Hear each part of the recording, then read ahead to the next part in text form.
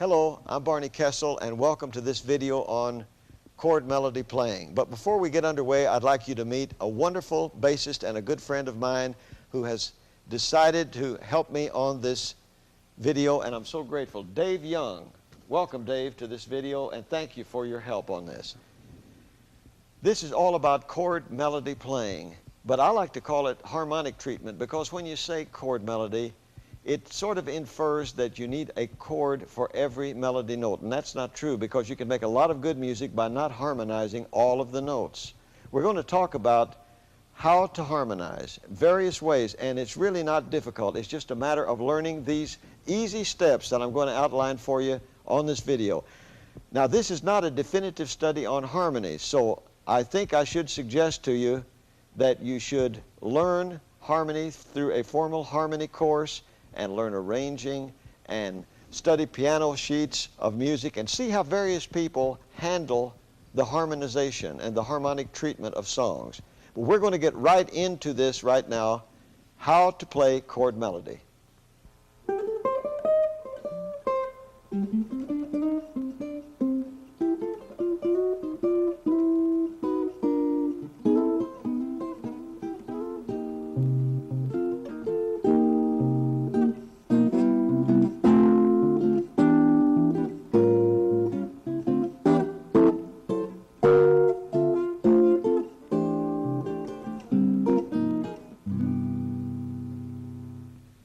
Well, we're going to get started with chord melody.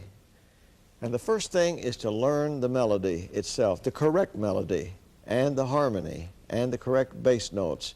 Because later, if you decide that you're going to use chord substitution, you want to be able to know what the right melody and bass note and harmony was to the song so that you can then become more abstract compared to the original. And one of the first things to learn after you play the melody, and by that I mean the single note, just is to play the same thing in octaves. And in octaves, you either play another octave lower or higher than the one you just played as a single melody. So it would come out something like this.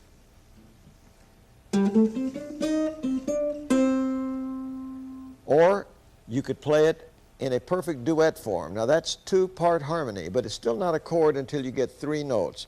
And in perfect duet, you have major and minor thirds and major and minor sixths. And they go something like this.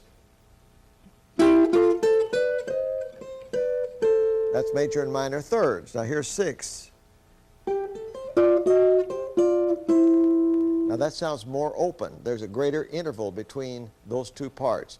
Now, I want you to not only hear these things, and remember what they sound like, but remember what they're called. Quite often you will hear these things, and if you hear them in your mind or you hear someone playing them, you'll now know what they're called, and you'll have them in your mind and in your imagination to use when you're deciding how you're going to harmonize a treatment. And I also like to do it by association. For instance, when I think of the thirds, I think quite often that I've heard mariachi bands, Mexican bands, where the two trumpet players are playing something like this.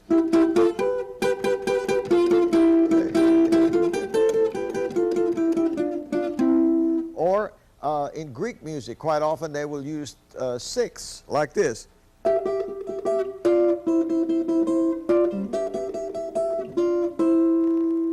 And there's also the possibility of using major and minor thirds and sixths together so that you go from thirds to sixths. Here are thirds going into sixths, and you can hear them and see how the thirds sound closer together and the sixths sound farther apart, like.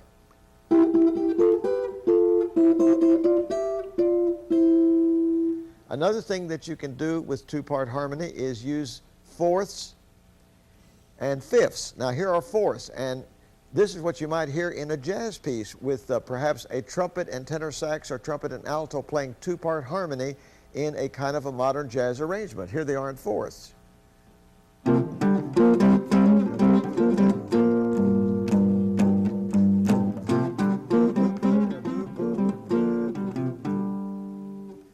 And you can use fifths. Fifths sound like this.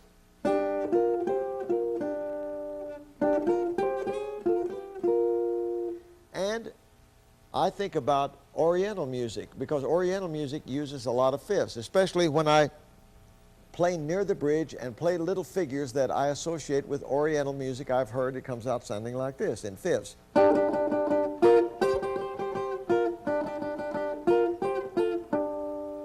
Another way that you have heard fifths and perhaps never realized it is when you hear a bagpipe. When you play fifths in the lower part of your instrument, it sounds like the way a bagpipe sounds.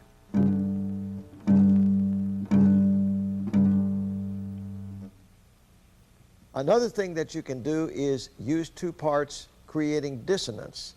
I'm going to play a little blues for you, and I'm going to use major and minor seconds. Now the major second sounds like this. The notes are one step apart. Here are minor seconds.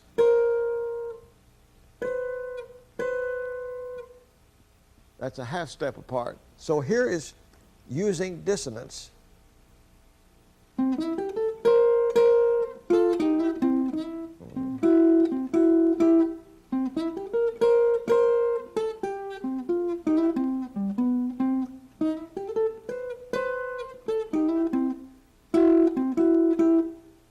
It has a certain effect, and sometimes you might very well want that dissonance.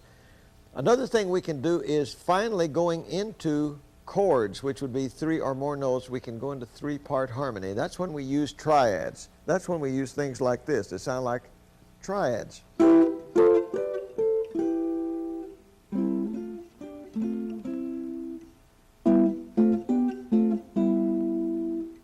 And that has its own sound. And when you hear this from now on, you can just remember that they're triads, and it's called three-part harmony. Now, four-part harmony has four different voices. That each note is a different note. It's not three parts with one of them being doubled for the fourth one, but four different parts. And it sounds fuller because there are four parts. And it sounds like this.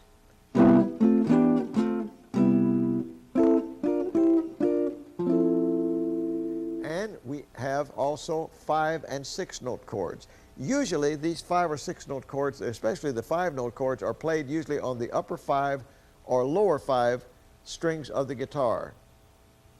The 6 notes, of course, would include all of the strings. And here are some 5-note chords.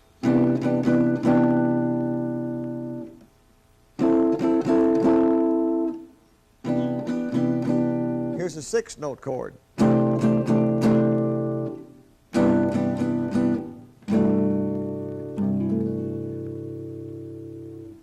Now that we have learned these various colors and how to use them, we're going to get on to the next lesson.